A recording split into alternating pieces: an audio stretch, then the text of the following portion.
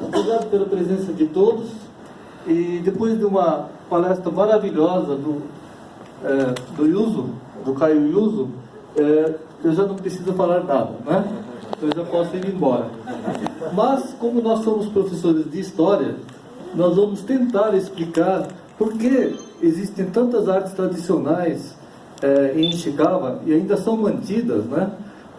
Porque no Japão inteiro, quem assistiu outras palestras aqui sabe, existem artes tradicionais, mas nenhum lugar tem tanta arte.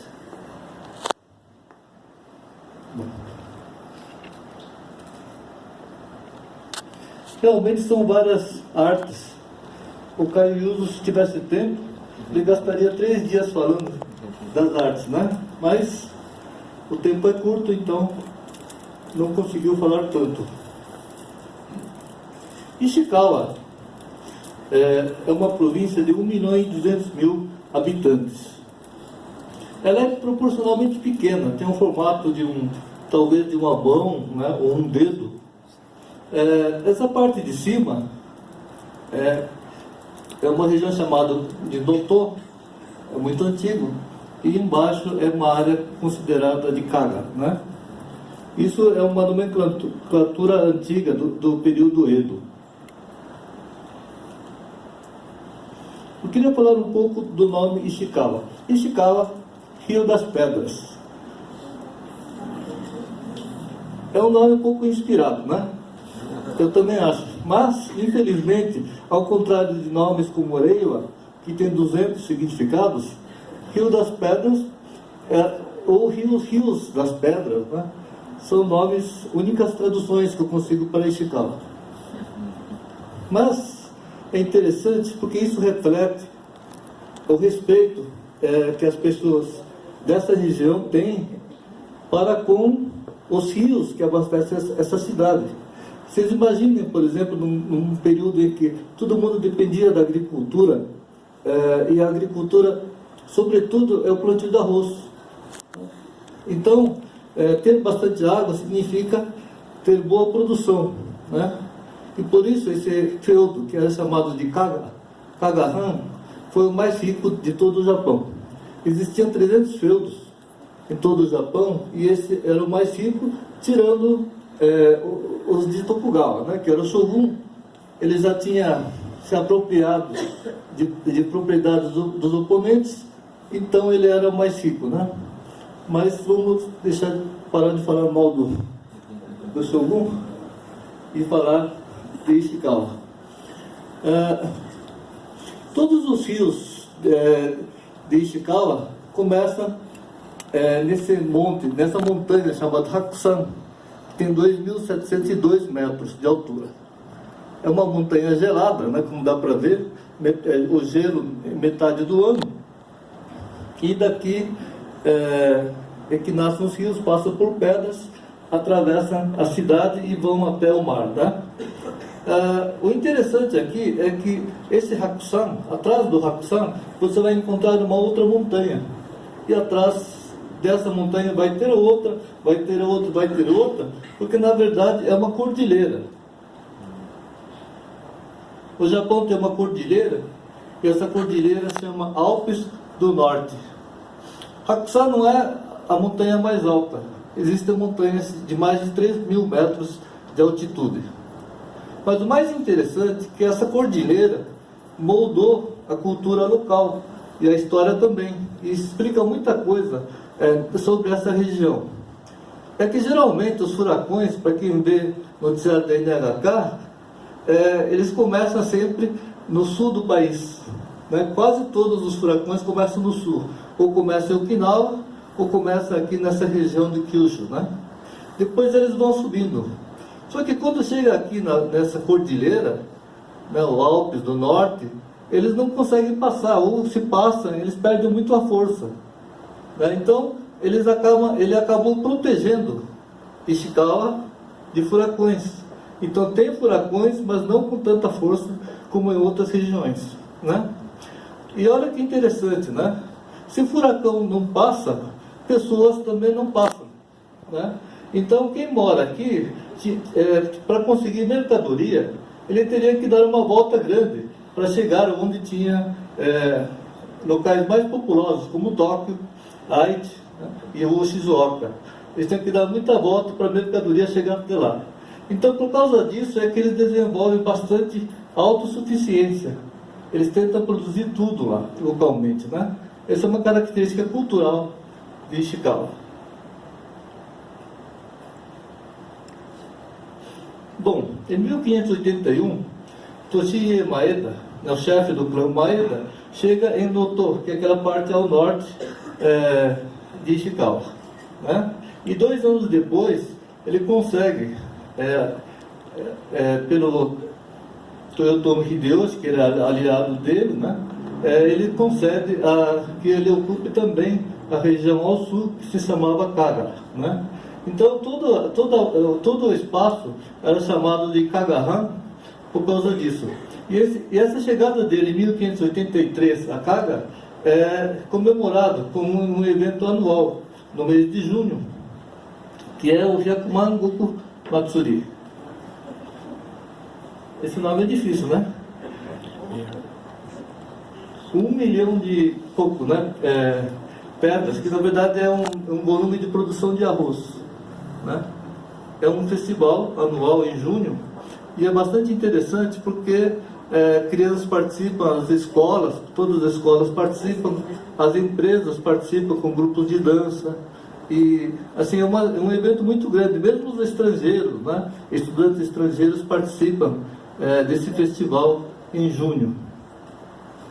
É muito bonito. Tem várias atividades durante a semana e no sábado acontecem as principais atividades, né? E é interessante porque numa época em que todas as casas eram de madeira, né, no período Edo, o corpo de bombeiros tradicionalmente faz demonstração ainda hoje de como eles faziam acrobacias, né? Então, evidentemente, no incêndio, você só tem bambu, né? Isso aqui é bambu amarrado ainda, não tem nenhum prego, né? Nem arame. Então, as pessoas têm que se equilibrar e fazer o que pode, né? O que dá para ser feito no caso de incêndio. Então, os bombeiros ainda hoje fazem, né? Tradicionalmente, essa demonstração, e tudo isso aqui é segurado, né? Por pessoas embaixo. É bastante complicado e bastante difícil fazer isso, né? Bom, Toshie Maeda chegou em Noto em 1581 e a família Maeda, então, governa por 13 gerações, né, aquele local. E eram muito bem quistos, né, pela população local, tanto é que Yoshiyasu Maeda, depois que acaba o shogunato Tokugawa e começa o governo Meiji, ele ainda é nomeado primeiro governador de Ishikawa. Ele caiu o governo, mas ainda assim o descendente deles se torna o primeiro governador de Ishikawa. Era muito bem quisto lá, né? Agora, o que ele fez de diferente em relação a outras províncias? Ele deu grande incentivo às artes tradicionais. Né? Essas artes tradicionais que o Caio mostrou, né? Ele busca os melhores profissionais em Osaka, Kyoto e Tóquio e desenvolve toda essa cultura e arte em Ishikawa. Por exemplo, Kagayuzen, né? O kimono da Cristiane é Kagayuzen. A cerimônia do chá, né? O estilo Urasenke, né? Que foi desenvolvido pelo neto do Sendo Ryukyu, o criador da cerimônia do chá. Ele passa a morar em Ishikawa. Ele vai morar em Ishikawa a convite da família Maeda, né? E aí também ele leva junto com ele fabricantes de utensílios da cerimônia do chá, que nem essas cerâmicas, né? Cerâmica, inclusive a cutânea, né? Se desenvolve com a chegada de profissionais habilitados de outras províncias. E também tinha bons materiais, como o Caio já falou, a argila de Komatsu. A argila de Komatsu é tão boa que até hoje a Noritake, que é a principal exportadora de porcelana do Japão, ele compra a argila de Komatsu, né? Então deve ser de boa qualidade.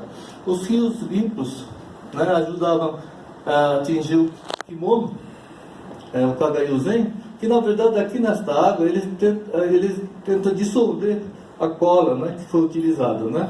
E essa cola, como é de arroz, eles são degradáveis, biodegradáveis. E tem, na verdade, os peixes se alimentam, né? Então não faz nenhum mal e ajuda a proteger os peixes.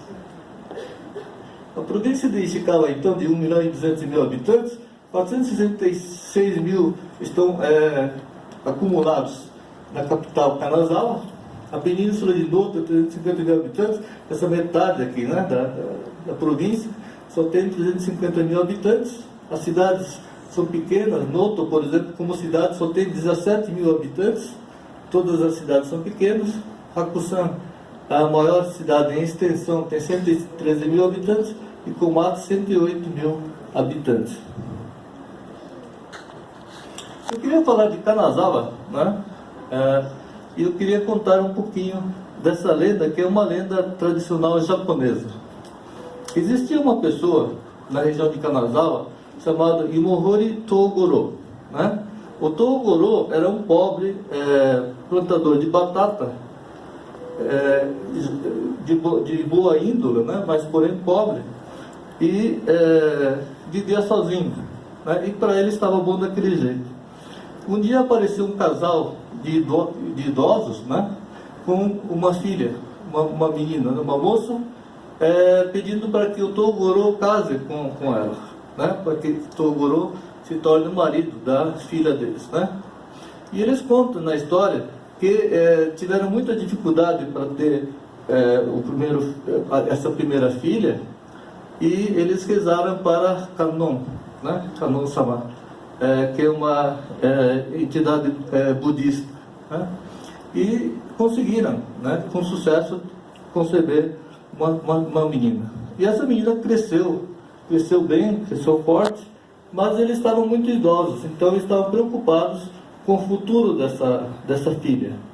E aí a Kannon apareceu de novo para eles e disse: olha, para ela ser feliz, ela tem que casar com o Imohori Togoro, que mora num local muito distante, né? Mas é uma pessoa muito boa, uma pessoa muito diferente, mas vai fazer a sua filha feliz. Bom, com todo custo eles conseguiram convencer Togoro, e o Togoro acabou se casando com essa moça, né? Só que Togoro, infelizmente, tinha vocação para pobre, né? Então ele não queria ficar rico, e ele simplesmente retirava as batatas e ficava só com o suficiente para comer aquele dia, e o resto ele distribuía para a vizinhança, né? Ajudava os vizinhos, mas não guardava nada para o dia seguinte. Inclusive a batata em questão é diferente da nossa batatinha. Se alguém pensou batatinha, não é só essa a batata, né? Mas aí a família da menina, da moça, preocupada, né, resolveu mandar um saco de ouro em pó, né, para ele, de presente, né? Togoro recebe o ouro e depois ele acaba arremessando para o mato aquele ouro que ele ganhou, né? Aí a esposa chora: Togoro, por que você fez isso, né? Era muito ouro e você acabou jogando fora. Ele falou: não, eu apenas devolvi o ouro que é da natureza, né? Não é nosso. E ele falou: não, mas o ouro em pó, a gente tem um monte onde eu planto batata. Aí ele levou a esposa até a plantação de batata, arrancou a batata, né, do chão, e realmente estava cheio de ouro.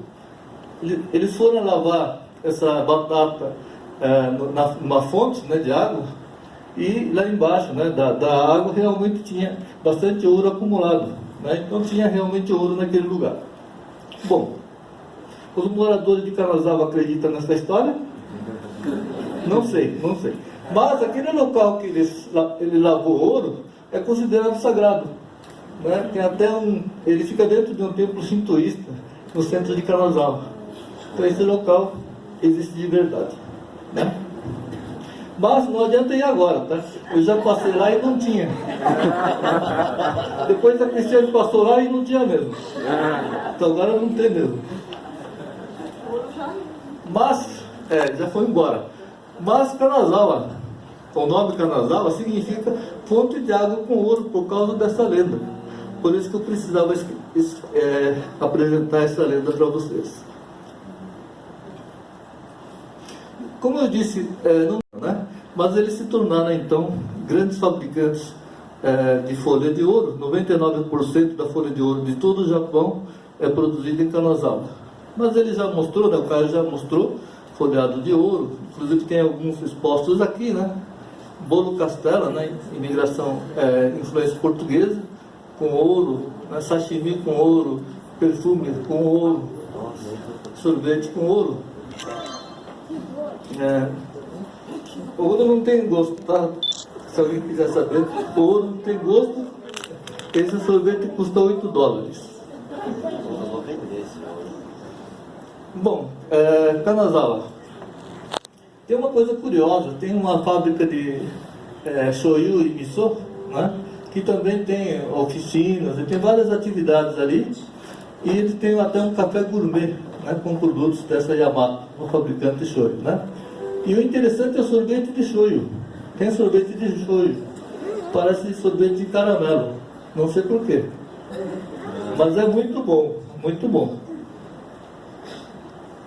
Bom, Kanazawa se destaca pela história, né? Então, o castelo de Kanazawa, aqui muito bonito, já foi campus da Universidade de Kanazawa, onde eu estudei. Mas os estudantes não destruíram, né, a universidade, ainda bem, mas o castelo não foi destruído, mas um incêndio destruiu o castelo e ele foi reconstruído não faz muito tempo. Bom, em Kanazawa você encontra a arte do teatro No, né, Kyogen. Existe o Museu do Nogaku. Tem um teatro No da própria província de Ishikawa e tem uma sociedade de Honsho Nogaku da Universidade de Kanazawa. Então tem bastante coisa nessa área de teatro No. Eles dão bastante valor nisso. O mais interessante em Kanazawa é que os locais dos samurais foram preservados. Por que foram preservados? Bom, primeiro, por falta de furacão, né? Onde tem furacão não dá para preservar. E, em segundo lugar, não houve bombardeio durante a Segunda Guerra Mundial. Ele foi poupado. Eu não sei se os bombardeios também, quando viram a cordilheira, eles resolveram mudar de rumo, né? Mas esse local nunca foi bombardeado. Então, toda essa rua com casas de samurais ainda se mantém como era naquela época, porque é exatamente a mesma casa daquela época, né? E aqui eles tomam cuidado de revestir no inverno as paredes com palha, né, com esses tapetinhos de palha, por causa da neve. Se acumular neve aqui, eles acabam danificando a parede. Então tem que, todo ano, quando começa o inverno, eles cobrem essas paredes. Enfim, os samurais não moravam em casas de palha, não. Exato. É curioso porque aqui você vê o estilo de vida do samurai, né? Então as casas maiores são de samurais e existem duas casas ainda preservadas pequenas que são de Ashigaru, que são aqueles samurai de mais baixo nível, aquele samurai que carrega coisas, que ajuda a alimentar cavalo, né? Que lava cavalos e numa eventual batalha é aquele que vai na frente, né? Aquele que vai na frente. A principal curiosidade é a seguinte: isso não é porque a gente está apresentando uma palestra sobre Ishikawa ou Kanazawa. Este é o bairro, né, de moradias, de residências de samurais mais bem preservado do Japão. E é uma grande curiosidade. Pessoas do Japão inteiro, inclusive, vão a Kanazawa para estudar esse tipo de arquitetura, porque ele já foi extinto no resto do país. Isso, é interessante porque não é uma reconstrução. São as casas, né, que eventualmente trocam um material ou outro, mas é a mesma casa que eles moravam. E tem gente morando sim, viu? Tem famílias, tem. Não é que foi abandonado e virou museu, não. Está em uso. E algumas casas são transformadas em museus, né? Então mostra como que era a casa por dentro naquela época. Esse também é um outro bairro que eu gosto bastante. Aliás, Kanazawa tem 3 ruas que a gente chama popularmente de ruas de geishas, né? Ruas São bairros inteiros. São bairros inteiros, são 3 bairros, né? E esses aqui são preservados porque em 1830 eles fizeram uma reforma urbana, ainda no período eles fizeram uma reforma urbana e transferiram esses distritos de chá, né, na verdade, Hanawati, né, que eles chamam, né? Foram transferidos para fora da área central, né? Então eles ficaram todos, os dois ficaram na beira do rio, do outro lado do rio, um pouquinho afastado dos samurais, né? Eu não sei se vocês imaginaram samurais frequentando essas casas de chá, mas samurais não podiam, eles eram proibidos de participar dessas casas de chá. Existem aqui algumas casas de chá funcionando normalmente e algumas são abertas para visitação, né? Então tem um guia, explica, e você também pode tomar chá lá dentro. E também tem outras casas que fazem demonstração de como são as atividades das geishas. Esse é o Nishichaya, um outro distrito, né, um pouquinho afastado daquele, que também preserva as mesmas coisas. E aí tem esse, que é o Kazuemati, que eu gosto mais, que tem, na verdade, eles se localizam num lado só da rua, né, mas é muito bonito, né? Os turistas vão menos, né? É um pouquinho mais afastado, então os turistas, tem menos turistas.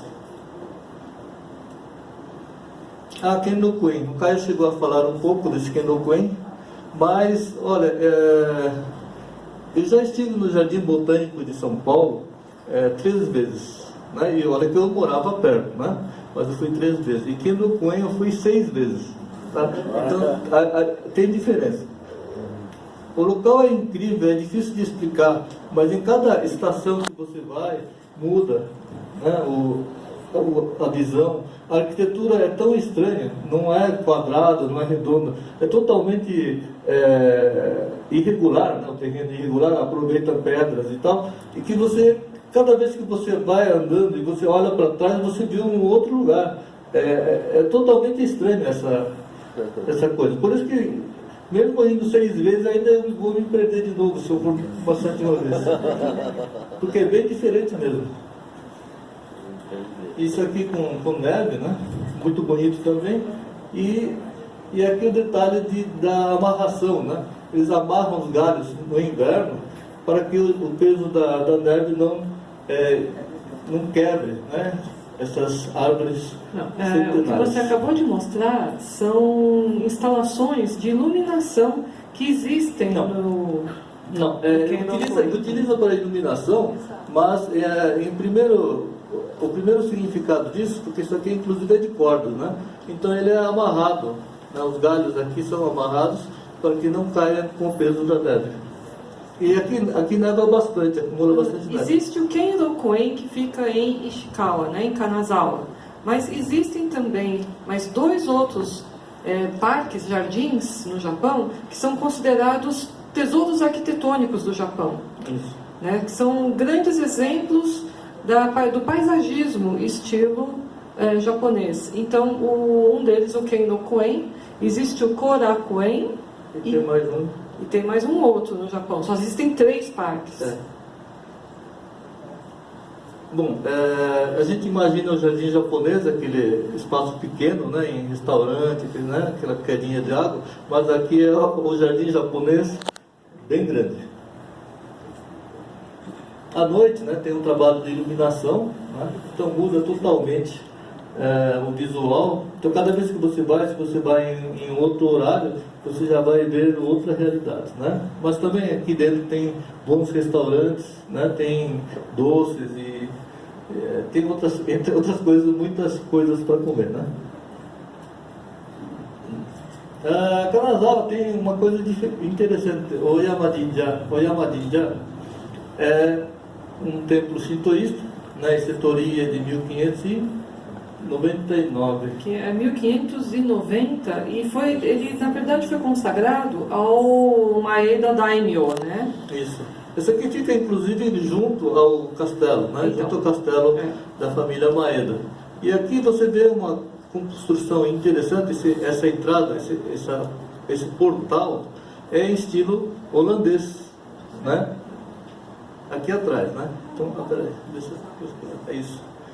Isso aqui é um templo shintoísta, é a entrada do templo shintoísta, mas isso aqui é um estilo holandês porque foi elaborado, né? Um arquiteto holandês esteve em Kanazawa por volta de 1890 e encomendaram para ele um portal adjunto àquele torii, né? E onde ele construiu então esse portal, que é único em Jinjas no Japão, né? Que tem uma mistura de arquitetura holandesa com chinesa e japonesa. Aí deu isso. Aí, quando você passa por esse portal, é que você efetivamente chega ao Oyamadinja. Exato. Esse aqui é o Oyamadinja. E esse, claro, né, em arquitetura bastante tradicional, é um templo shintoísta e que tem uma característica curiosa, porque os fundos deste templo é nada mais, nada menos que o Kenrokuen. Então, inclusive o Kenrokuen está aqui, né? Dá para ver por esse detalhe A gente aqui, passa né? lá por trás, já está no O parque. Kenrokuen era o jardim da família, né? Depois Da foi família aberto, Maeda, exato. depois foi aberto ao público. Bom, Kanazawa, apesar de todos os locais antigos que nós mostramos, é uma cidade jovem, ou seja, tem muito estudante, né? Ao contrário de outras cidades do Japão, Kanazawa está crescendo, a população está aumentando aos poucos e existem muitas escolas, né? Escolas consideradas boas, do nível, de todos os níveis, né? Inclusive as universidades são bastante disputadas, então você tem uma população jovem, muitos estrangeiros também morando em Kanazawa. A gente fala de arquitetura, né? Eu não sou arquiteto, mas o que chama a atenção é essa loucura, né? Isso aqui é gigante, isso aqui, né? Esse portal é de madeira, né? Isso aqui em referência, parece um portal, né? Mas não é, diz que é Tsuzumi, né? Que é aquele taiko pequeno que você toca aqui no ombro, né? São dois taikos. O formato geral é de um portal, mas as colunas foram inspiradas no Tsuzumi. É um taiko né? pequeno. E agora a coisa mais louca é ver essa estrutura com as torres torcidas. Isso é uma coisa louca quando a gente vê. É toda a estrutura metálica, né? E é muito bonito. Aqui dá para ficar bastante tempo só olhando e vendo a arte que eles fizeram. Essa estação é de JR, né? Bom, aliás, essa estação é antiga, na verdade, e 10 anos, 2005, eles fizeram essa fachada, né? Fizeram essa reforma, já prevendo o trem-bala, que seria inaugurado em 2015, né? Então 10 anos antes.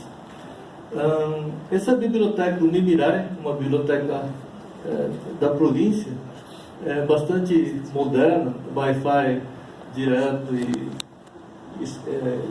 elevador transparente, né? Então é um conceito bastante atual e foi inaugurado não faz muito tempo.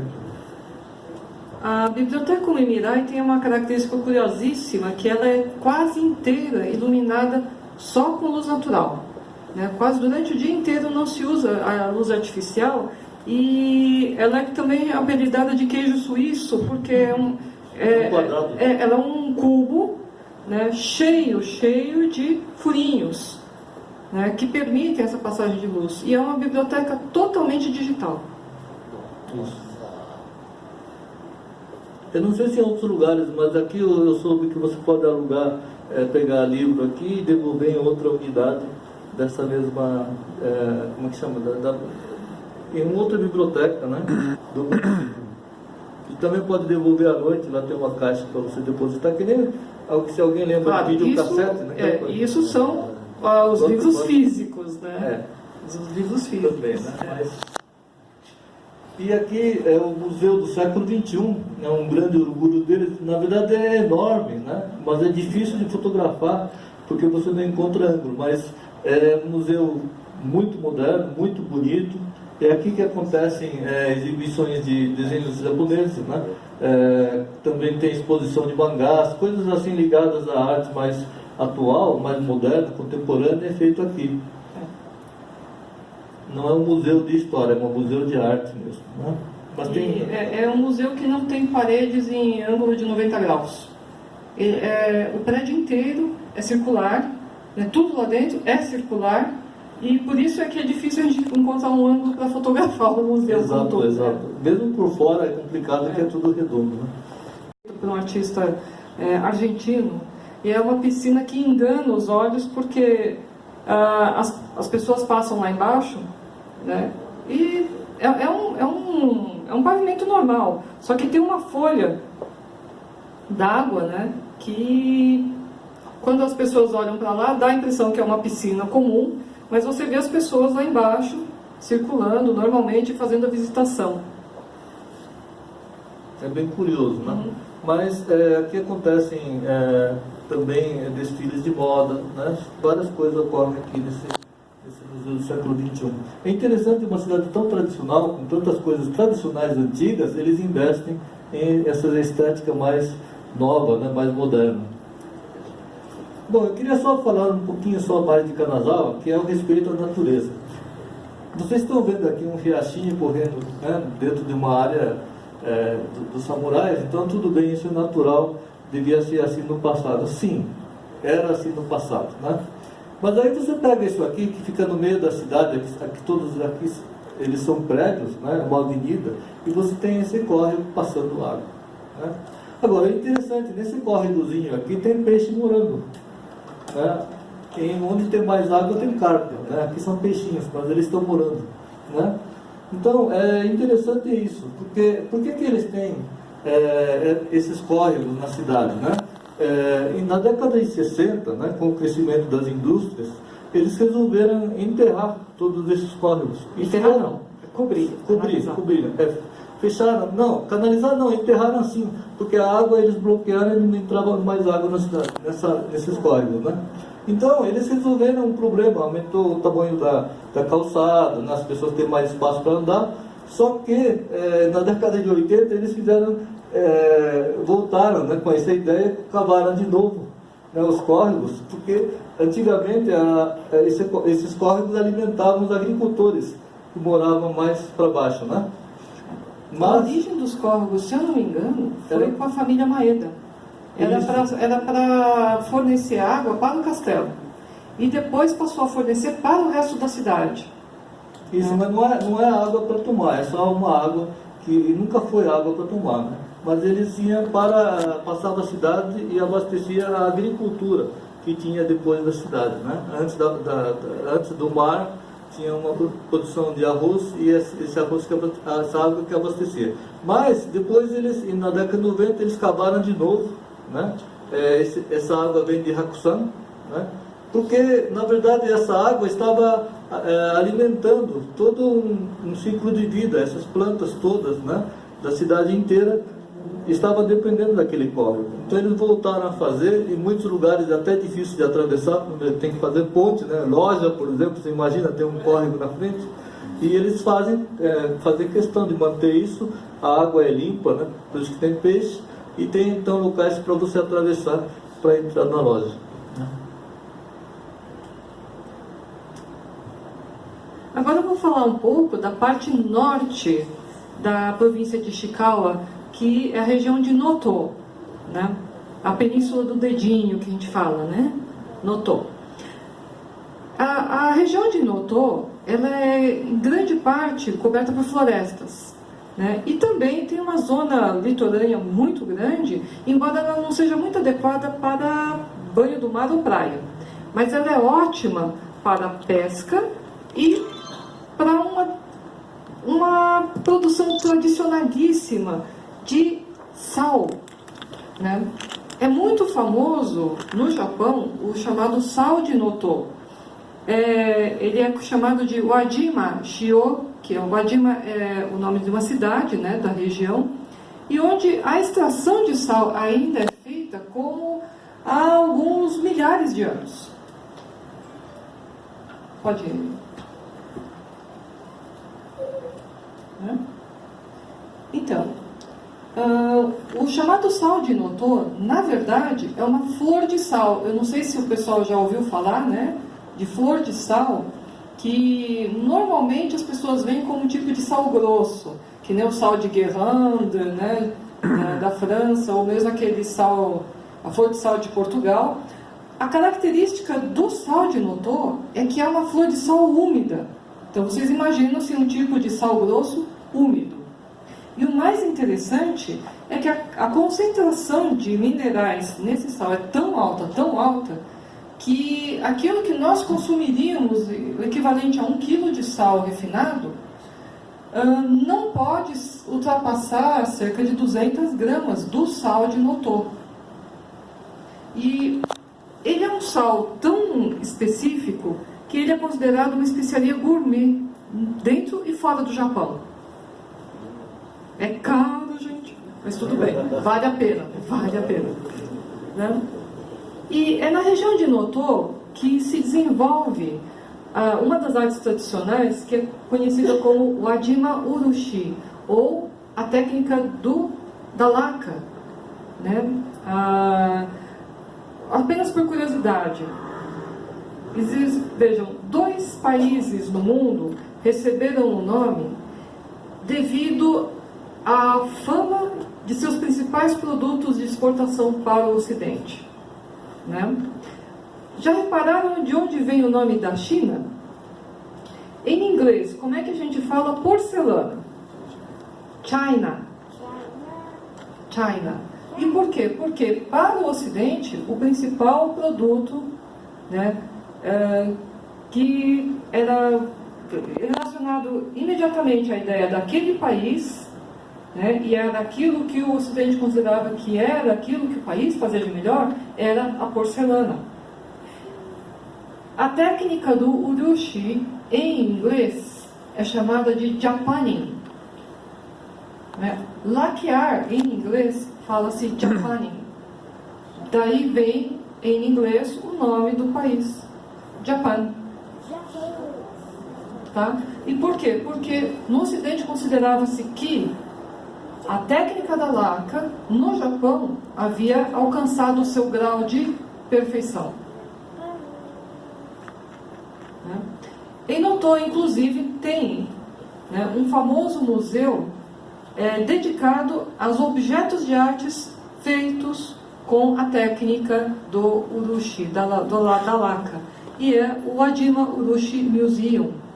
Tá? Vale a pena conhecer esse museu. Infelizmente nós não podemos fotografar as peças que eles expõem, mas depois de conhecer, né, o que já se produziu ao longo dos séculos com a técnica da laca, nós entendemos por que o Ocidente resolveu dar o nome de Japão ao país do sol nascente.